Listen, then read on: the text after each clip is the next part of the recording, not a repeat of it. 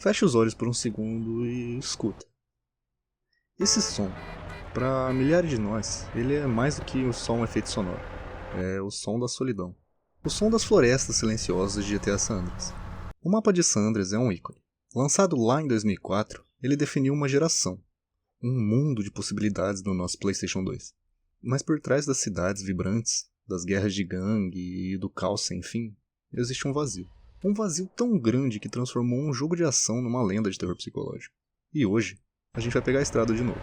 Não pra tocar o terror, nem pra cumprir missões, mas pra entender por que a solidão desse mundo assombra a gente até hoje.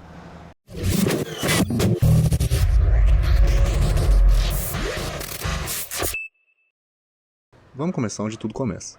Grove Street. Lar. Pelo menos era o que costumava ser. Carros voodoo e savana passeiam devagar, com um hip hop vazando pelas suas janelas. Os membros da Grove andam em grupos, vestindo seu verde com orgulho. A polícia patrulha, sirenes tocam ao longe. A cidade pulsa, respira, parece viva. A Rockstar fez um trabalho absurdo para a época, criando um ecossistema urbano que parecia se virar sozinho. Pedestres andam pelas calçadas, com suas próprias falas. Eles reagem ao mundo ao seu redor, fogem de tiroteios, param para olhar acidentes, interagem entre si. Nas ruas movimentadas de Los Santos, San Fierro e Las Venturas, você raramente se sente sozinho. Sempre tem algo acontecendo, um som para ouvir, alguém para ver. Mas mesmo aqui, no coração da civilização de San Andreas, a primeira semente da estranheza é plantada. Observa por um pouco mais de tempo. Os pedestres, apesar de suas rotinas, andam em padrões, repetem as mesmas falas. Eles não têm destinos reais, eles andam por aí até sumir quando você vira as costas. Entra em uma casa, como a do CJ. O mundo lá fora se cala, some. O interior, mesmo que seja familiar, parece tenso, silencioso.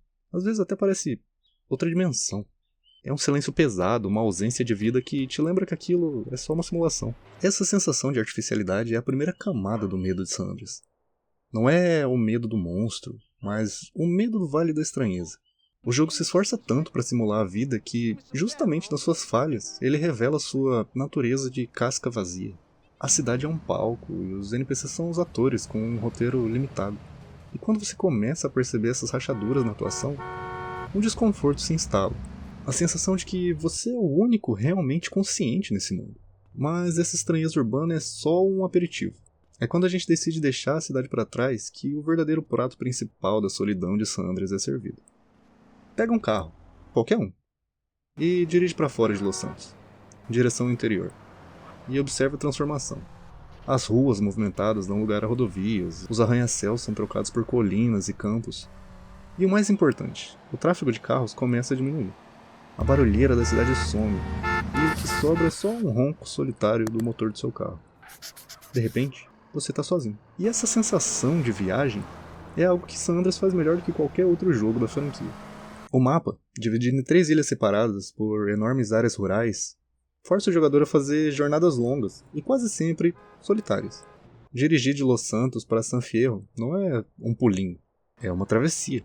Você passa por quilômetros de florestas em Wheatstone, por estradas de terra em Flint County, por vilarejos sonolentos como Gilmore ou Blueberry, e é aqui que a atmosfera muda de forma drástica.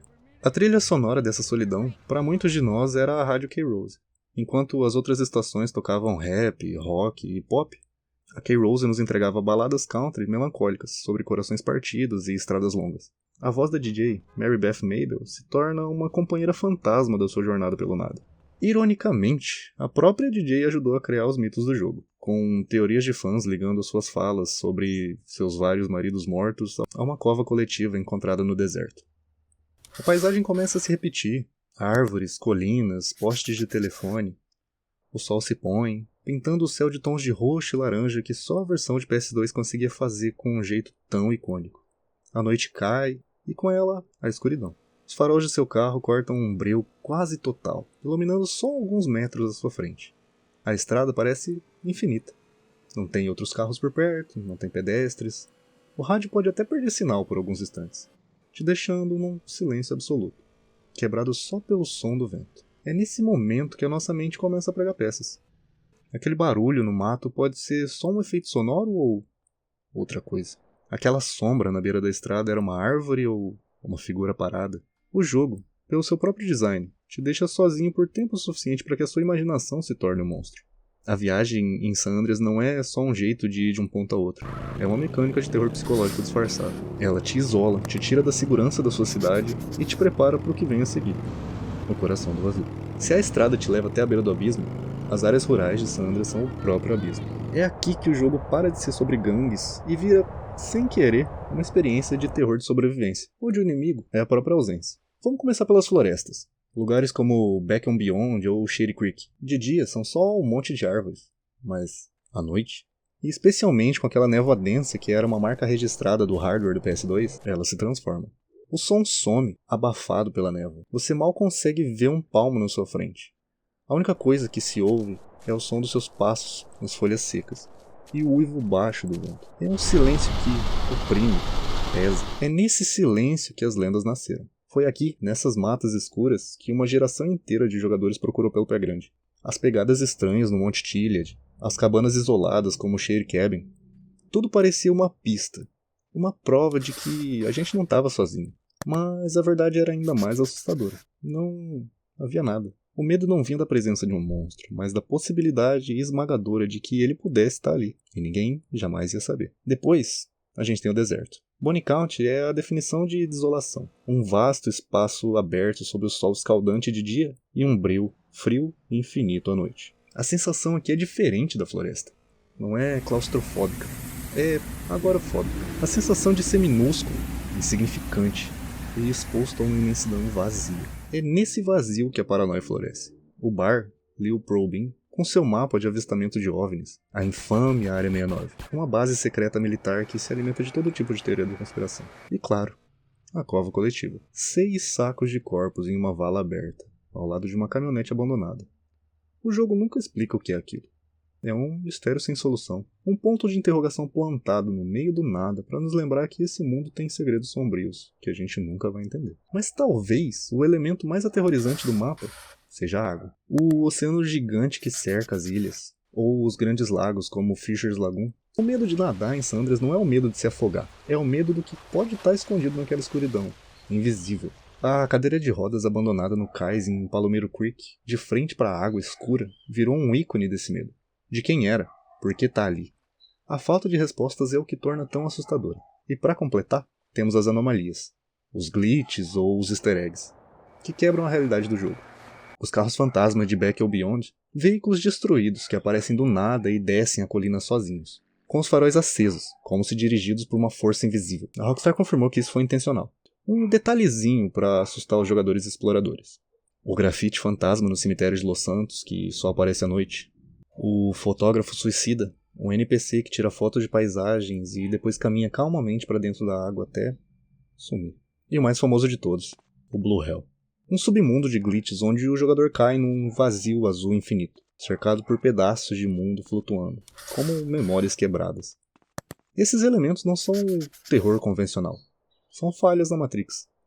Momentos que te lembram que o mundo de San Andreas é frágil, instável e fundamentalmente errado. Então por que o mapa de GTA San Andreas nos causa tanto medo? No fim das contas, a resposta é tão complexa quanto o próprio jogo. Não foi um plano genial da Rockstar para criar um jogo de terror. Foi, em grande parte, um acidente genial. Uma consequência das limitações tecnológicas de sua época. O famoso nevoeiro que cobre tudo não está lá só para criar clima. Ele era uma necessidade técnica para esconder as limitações de renderização do PlayStation 2. Para o console não ter que carregar o mapa inteiro de uma vez.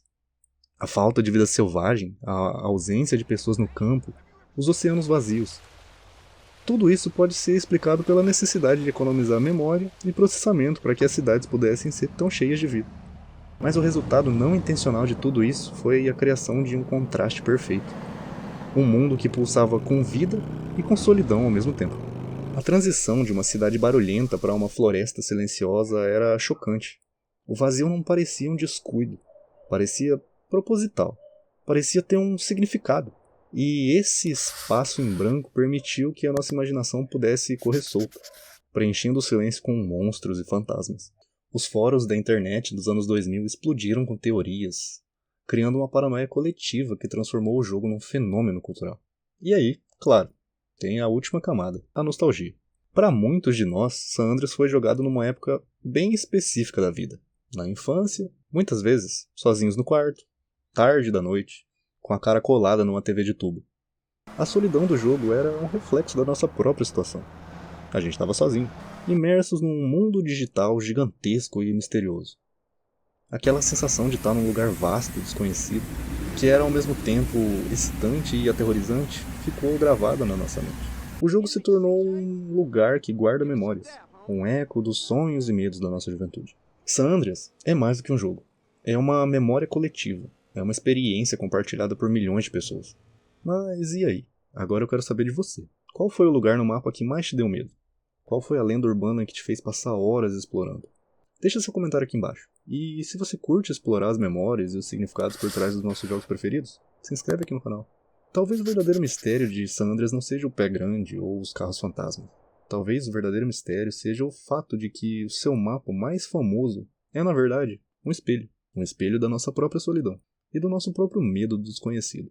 E da nossa saudade eterna de um tempo que, infelizmente, não volta mais.